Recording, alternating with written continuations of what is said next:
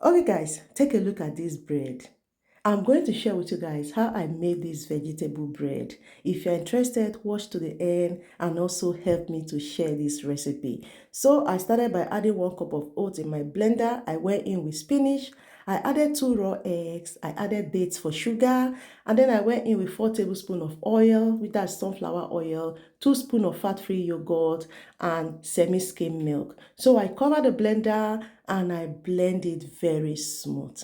This morning I was like, what am I going to have for breakfast? I just want to eat something healthy. And I said, okay, let me give this a try since I have spinach at home if it's going to work. One thing with me is that I love to try new things, more especially when it gets to do with the kitchen. So as you can see, I transferred the mixture into my bowl. I went in with 1 cup of almond flour. I added 1 tablespoon of baking powder, and then I'm going to mix it up nicely.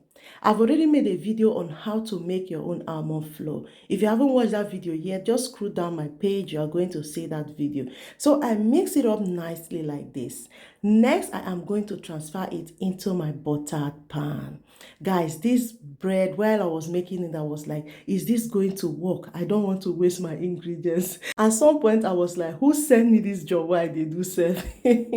But no problem, we move. So I transfer all the mixture into my buttered pan, and then I'm just going to tap the pan a little on the table. Then I'm going to go in with my mixed seed. So the seed here is totally optional. If you don't have seed, do not add seed, okay? You are good to go like this. But since I want to give it a little bit of design, I went in with mixed seed into it. Then next, I am going to place it in my baking tray, and then I will go in with water.